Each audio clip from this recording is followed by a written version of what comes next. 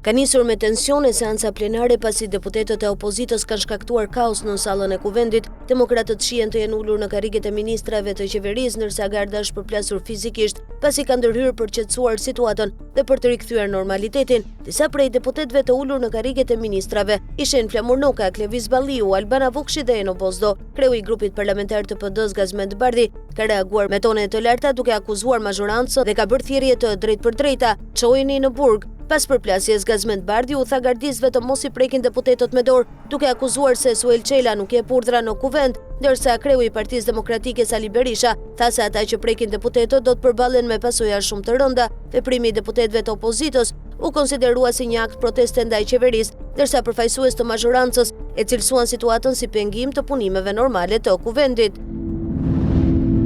Seanca në kuvendin e Shqipërisë vjo me përplasje të forta mes PS dhe PD, ndërsa kryeparlamentari Niko Peleshi ka vijuar me rendin e ditës. Endri Shabani është betuar si avokati i popullit mes kaosit, përplasjeve dhe flakadanëve, teksa opozita ka bllokuar sallën parlamentare duke mos lejuar ministrat të ulen në karriget e tyre. Endrit Shabani u betua dhe më pas u largua nga salla. Avokati i ri i popullit përshëndeti me një puthje me dorë deputetët e opozitës përpara se të ikte nga kuvendi. Kujtojmë që kandidatura e tij u dërgua në parlament me firmat e deputetëve të opozitës, të cilët më pas u tërhoqën, por mazhoranca nuk e pranoi kërkesën e PD-s për të rriqen nga firmat dhe u zgjoll si avokati i popullit me votat e mazhorancës.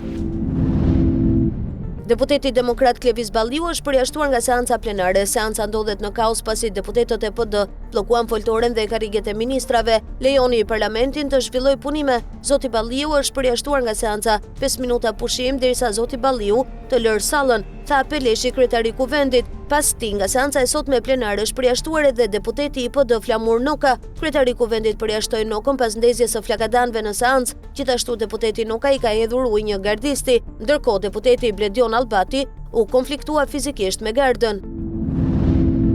Sot në orën 11 në apelin e posaçëm u zhvillua seanca për zëvendës kryeministren Belinda Balluku dhe varësit e saj. Balluku ka kërkuar në apelin e GKK heqjen e 2 masave të sigurisë, ato të pezullimit nga detyra si edhe ndalimin e daljes jashtë vendit. Kjo seancë zhvillohet në një kohë kur SPAK kërkon autorizim nga kuvendi për arrestimin e Ballukut. Kërkesë kjo e imponuar pas vendimit të gjykatës kushtetuese që ka rikthyer në detyrë Ballukun deri në shqyrtimin e ankimit të kryeministrit Rama për zgjidhjen e konfliktit të kompetencave mes GKK dhe Këshillit të Ministrave. Belinda Balluku është marrë pandehur për shkelje të barazisë në tender për tenderin për tunelin e Llogaras, ndërkohë SPAK zyrtarisht ka nisur hetimet ndaj saj jo vetëm për lotin 4, por për të 7 lotet e Unazës së Madhe, projekt për cilin janë prokuruar 450 milion euro.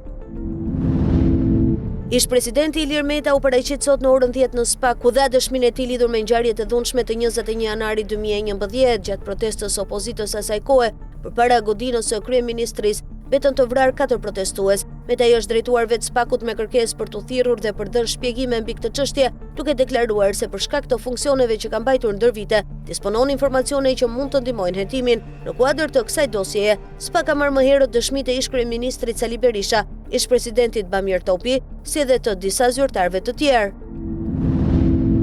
Ditën e sotme, më 18 dhjetor, kryeministri Edi Rama e ka nisur me një mesazh në rrjetet sociale, pak para se të takojë në Hag ish-presidentin e Kosovës Hashim Thaçi, teksa ka hedhur pas krave problemet të mazhorancës me SPAK. Rama ka sulmuar Hagën dhe thotë se drejtësia ndërkombëtare ka lënë kokrën e namit. Në reagimin e tij, Rama foli edhe për samitin e Bashkimit Evropian me vendet e Ballkanit Perëndimor dhe theksoi se ishte i suksesshëm për Shqipërinë dhe Kosovën. Rreshjet e shumta të shiut dhe erërat e forta kanë përkeqësuar situatën e qindra mijëra palestinezëve të zhvendosur në rripin e Gazës, të cilët janë të detyruar të strahohen në tenda. Sipas burimeve lokale, më shumë se 80% e ndërtesave në Gaza janë dëmtuar gjatë më shumë se 2 viteve të luftës izraelite. Javën e kaluar, stuhia Bayron shkaktoi shembjen e disa ndërtesave tashmë të dëmtuara, duke lënë të paktën 17 palestinezë të vdekur. Kushtet e rënda të motit kanë shtuar vështirësitë për familjet që jetojnë pas trajim të qëndrueshëm dhe me mungesë të theksuar të ndihmave bazë.